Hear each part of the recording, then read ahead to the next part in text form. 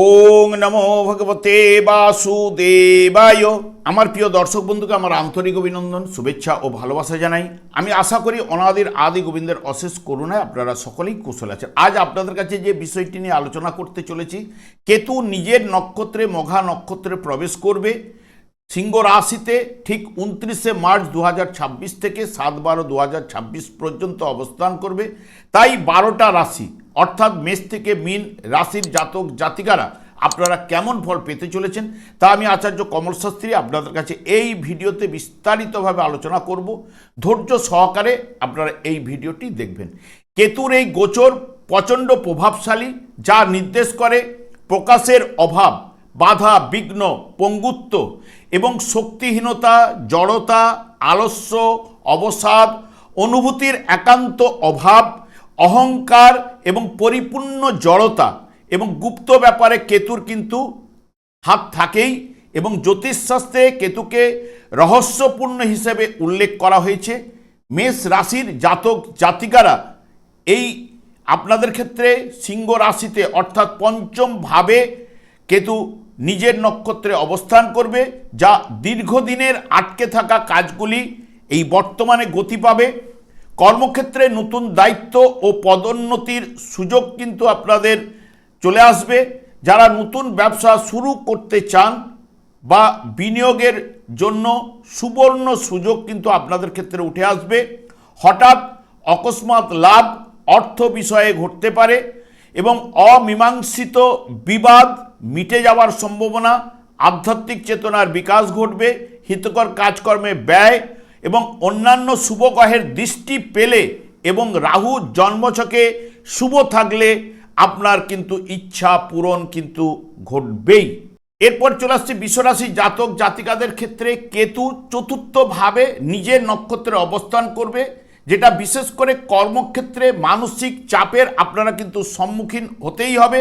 তাই সঠিক পরিকল্পনা করে আপনারা এগুতে পারলে আপনাদের ক্ষেত্রে ভালো। তবে বড় আর্থিক লাভ ঘটার সম্ভাবনা থাকছে। তবে আর্থিক লেনদেন ও বড় বিনিয়োগের ক্ষেত্রে আপনাকে সতর্কতা অবলম্বন বা বারবার চিন্তা ভাবনা করে আপনারা এগুতে পারেন এবং ঝুঁকিপূর্ণ কাজে বারবার চিন্তা আপনাকে করতেই হবে। এবং জমি বাড়ি সম্পত্তি সংক্রান্ত বিষয়ে শুভ ফল কিন্তু আপনারা পেতে পারেন। তবে অন্যান্য গ্রহের যদি শুভ দৃষ্টি কেতুর উপরে পড়ে বা জন্মছকে যদি রাহু শুভ এবং বলবান থাকলে এই চতুর্থভাবে বিশ্বরাশি জাতক জাতিকাদের ক্ষেত্রে শুভ ফলগুলো উঠে আসার সম্ভাবনা কিন্তু নিয়ে আসবে। এরপরে চলে আসছি মিথুন রাশি বা মিথুন লগ্নের জাতক জাতিকারা। এই তৃতীয়ভাবে কেতু, যা অত্যন্ত শুভ ফলদায়ক এবং মানসিক শান্তি ও আত্মবিশ্বাস আপনাদের বাড়িয়ে তুলবে এই কেতু। কর্মক্ষেত্রে দক্ষতা ও সহকর্মীদের সাহায্য লাভ, আয়ের নতুন উৎস কিন্তু খুলবে। কাছে পিঠে ভ্রমণের সুযোগ আসতে পারে। আধ্যাত্মিক দিকে আপনার ঝোঁক থাকবে। দাম্পত্য জীবনে ও পার্টনারশিপ ব্যবসায় আপনাকে কিন্তু সতর্কতা অবলম্বন করে চলতে হবে। তবে যোগাযোগের মাধ্যমকে বাড়িয়ে দেবে। তবে অন্যান্য গ্রহগুলো যদি শুভ দৃষ্টি আপনার কেতুর উপরে প্রদান করে থাকে এবং জন্মছকে রাহু এবং শুভ বলবান থাকলে জন্মকালে আপনার জন্মচাটে, তাহলে কিন্তু এই সময় বর্তমানে আপনাদের ক্ষেত্রে অত্যন্ত শুভ ফলদায়ক কিন্তু হয়ে উঠবেই। এবং কর্কট রাশির জাতক জাতিকাদের ক্ষেত্রে দ্বিতীয়ভাবে অর্থাৎ অর্থ এবং পরিবার, যা আর্থিক এবং পরিবারের পারিবারিক জীবনের উপর প্রভাব ফেলবে। সঞ্চিত অর্থ আপনার ব্যয় কিন্তু ঘটাতে পারে। আকস্মিকভাবে যে কোনো বিষয়ে আপনার খরচ বাড়িয়ে তুলতে পারে। তাই সতর্ক হয়ে আপনাকে কিন্তু চলতে হবে। কথাবার্তার মধ্যেও সংযত আপনাকে থাকতে হবে। পরিবারের সদস্যদের মধ্যে মতান্তর ঘটতে পারে। খাবার দাবার উপর নজর রাখতে হবে। মুখমণ্ডলের কোনো সমস্যা আপনার দেখা দিতে পারে। তবে আধ্যাত্মিক চেতনার বিকাশ কিন্তু আপনাদের ঘটবে। এবার সিংহ রাশি বা সিংহ লগ্নের জাতক জাতিকাদের ক্ষেত্রে আপনাদের রাশিভাবেই কেতুর অবস্থান, যা অত্যন্ত শুভ ফল কিন্তু এনে দিতে পারে। সামাজিক প্রতিপত্তি ও নেতৃত্ব দেওয়ার ক্ষমতা আপনার বৃদ্ধি ঘটবে। কাজকর্মের দায়িত্ব এবং পদোন্নতি ঘটাবে। পুরানো বিনিয়োগ থেকে ভালো রিটার্ন কিন্তু আপনাদের এনে দেবে। পেশাগত জীবনে অভাবনীয় উন্নতি এবং মনের মধ্যে আধ্যাত্মিক চিন্তা ধারা আপনার বাড়বেই এবং আপনার জনপ্রিয়তা বাড়বে।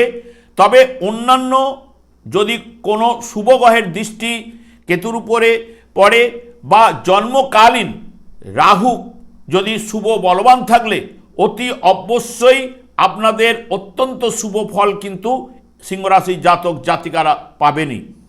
এরপরে চলে আসছি কন্যা রাশির জাতক জাতিকাদের ক্ষেত্রে ঠিক একদম দ্বাদশভাবে কেতুর অবস্থান নিজের নক্ষত্রে, যা ব্যয় ভাবে, তাহলে আর্থিক ব্যয় বা খরচ বেড়ে যেতে পারে আপনার।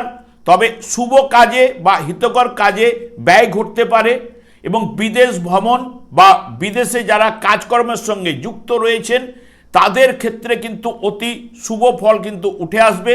আপনার মধ্যে নির্জনতা ও একাকিত্বতা ভাব আপনার আসতে পারে।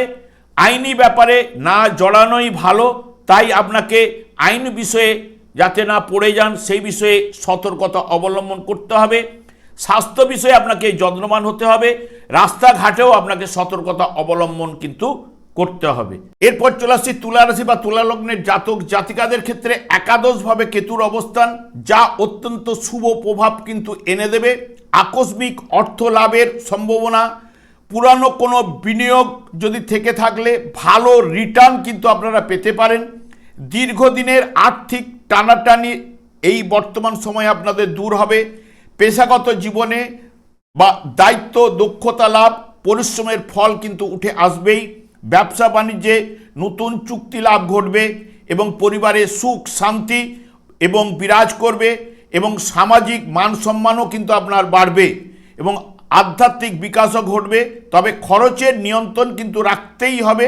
তবে অন্যান্য গ্রহদের যদি শুভ দৃষ্টি কেতুর উপরে পড়ে বা জন্মকালীন যদি রাহু আপনার শুভ বলবান থাকলে অতি অবশ্যই অত্যন্ত শুভ ফল আপনার লাভ ঘটবেই।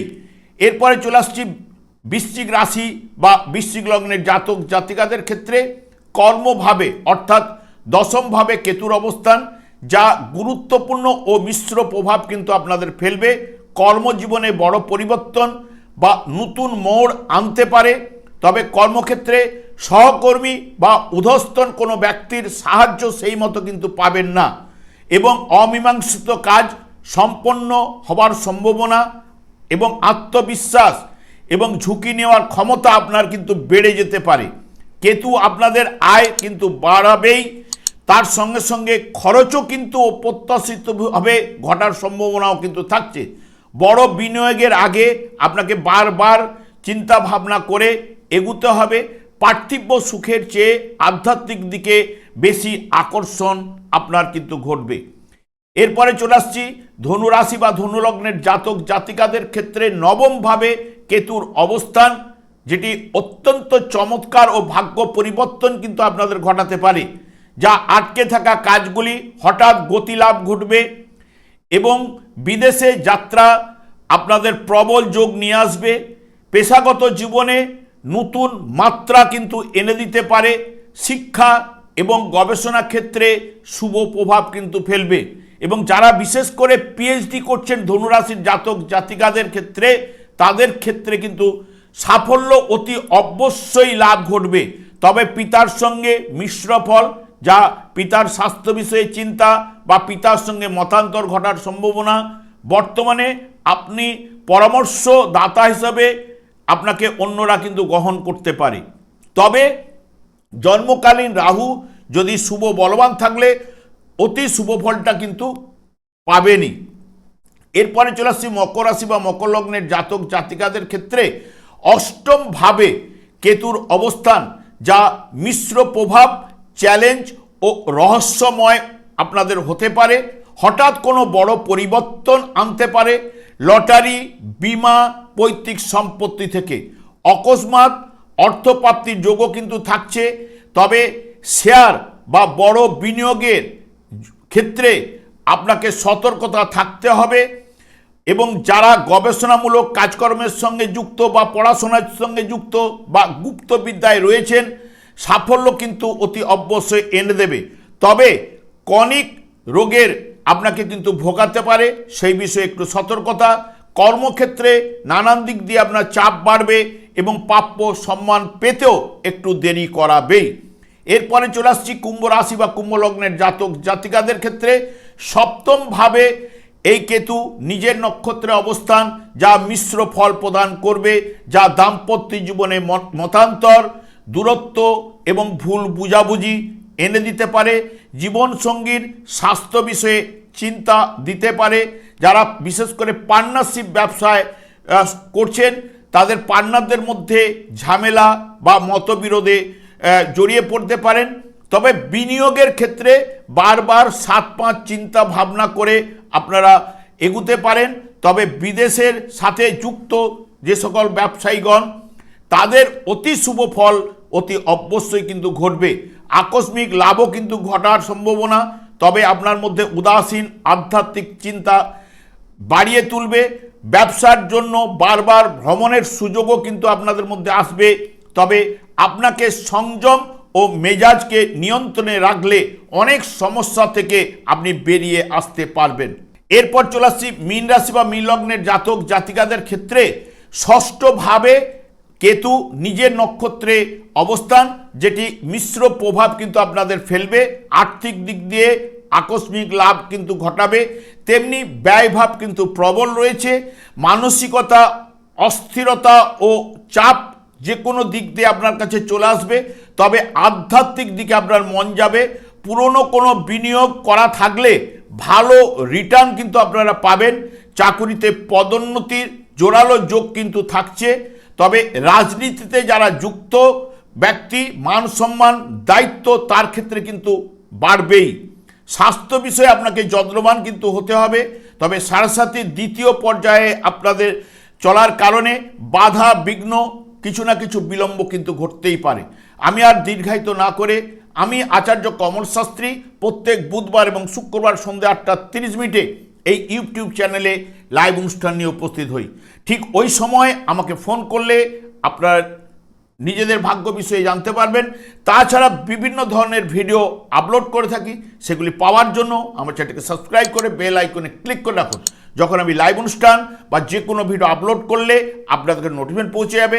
আমি অনাদি আদি গোবিন্দের কাছে প্রার্থনা করি আপনারা ভালো থাকুন, সুস্থ থাকুন, আনন্দে থাকুন। আজ এই পর্যন্ত, পরের ভিডিও দেখা হচ্ছে।